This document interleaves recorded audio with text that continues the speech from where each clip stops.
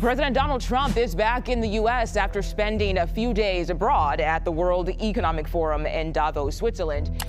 Well, Mugo, it's good to see you. President Trump is now rejecting Canada from the Board of Peace and announcing that he is withholding.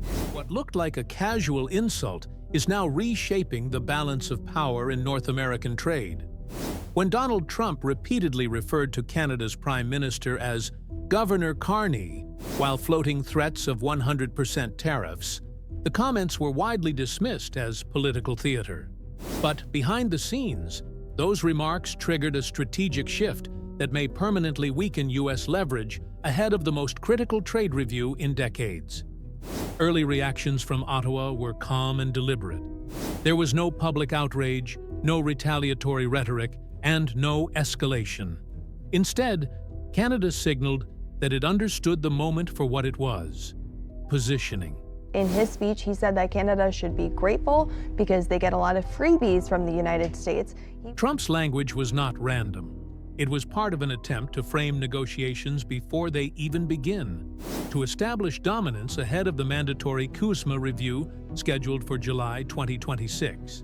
Before we go deeper, if you value clear, in-depth analysis of global power shifts and economic strategy, make sure to like this video and subscribe. These are the stories shaping the next decade of trade and geopolitics. Rather than respond to every provocation, Canada chose a different path. While Washington focused on rhetoric, Ottawa focused on redundancy. Trade diversification accelerated. Agricultural exports were redirected. Energy strategies were recalibrated. Procurement policies were rewritten. Every move pointed to the same conclusion. Canada was preparing for a future where American cooperation could no longer be assumed. For decades, Canada's economy was structurally dependent on the United States. Roughly 3/4 of Canadian exports flowed south of the border. That imbalance gave Washington leverage, and previous U.S. administrations used it repeatedly. Tariffs were imposed. Trade agreements were threatened. Canada negotiated from a position of vulnerability because the alternatives did not yet exist. That equation is now changing. The turning point is the CUSMA Sunset Clause. We've been clear about our approach to supply management. We continue to stand by that. We'll continue to protect supply management. On July 1st, 2026, Canada, the United States, and Mexico must decide whether to extend the agreement for another 16 years, allow it to enter a 10-year cycle of annual renewals, or terminate it entirely. This mechanism was designed during earlier negotiations to give the United States recurring leverage. Instead, it has become Canada's escape valve. The review process is not symbolic. We were just talking about the USMCA, as it's called. Let's break down this trade agreement further and examine what was agreed to and what it means. Amna Nawaz has that part of the story for us. If even one country refuses to extend the agreement, it triggers a decade of rolling uncertainty. Every year becomes a renegotiation. Long-term investments stall. Supply chains fragment. Businesses lose predictability. For an economy like the United States, deeply integrated with Canadian resources, this uncertainty is far more damaging than short-term tariffs. Washington has already made its demands clear.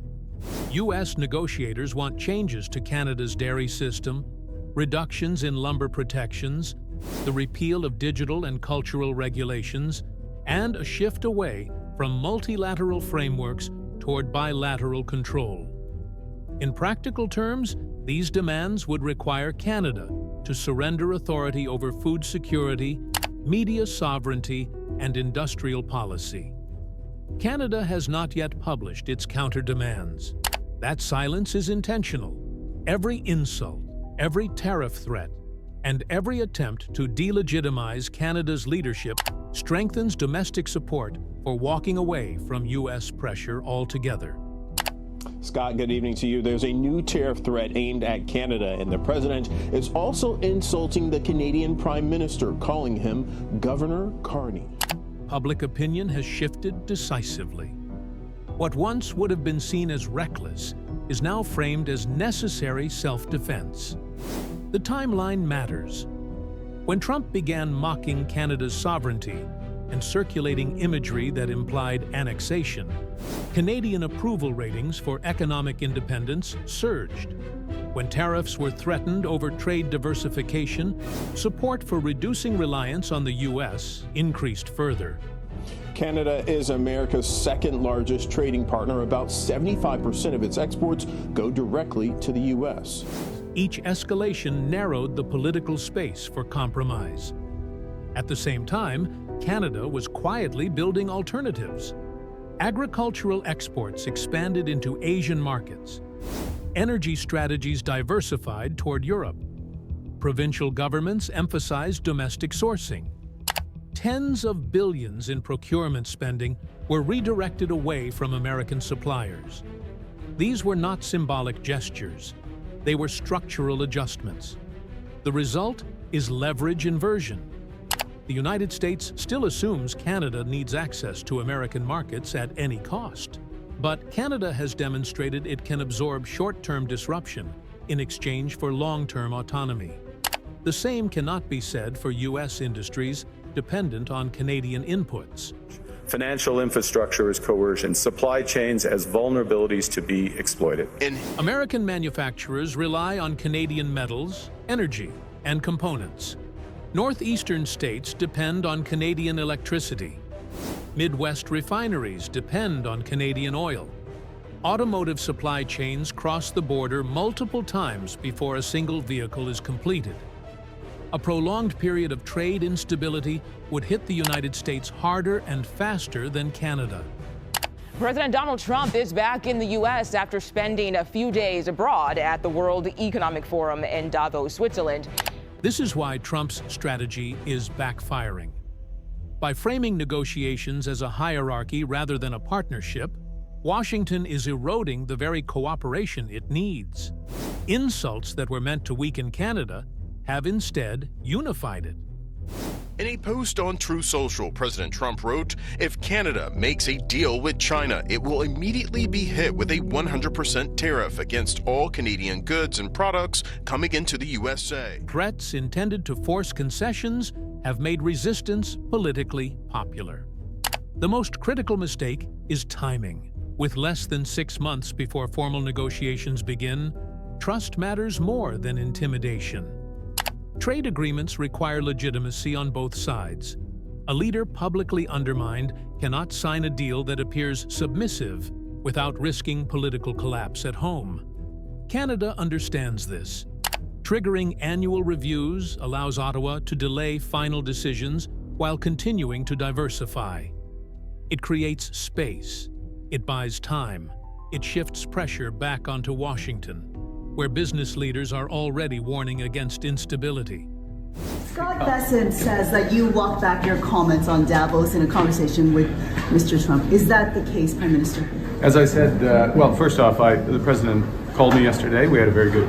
The irony is that the mechanism designed to protect U.S. dominance is now the tool Canada can use to dismantle it gradually.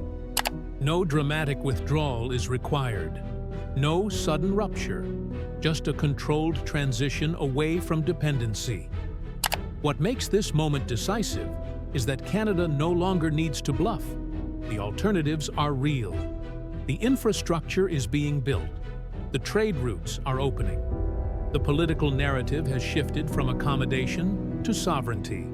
Trump's Governor Carney rhetoric was meant to assert control. Instead, it stripped the United States of credibility at the exact moment credibility was needed most. It handed Canada the political justification to say no, to delay, and ultimately to reshape the relationship on its own terms.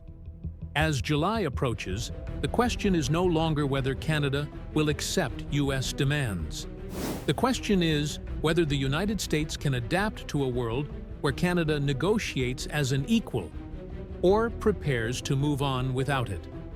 If you want continued coverage of how power, trade, and strategy collide on the global stage, don't forget to like this video and subscribe. The decisions made in the next few months will echo for decades.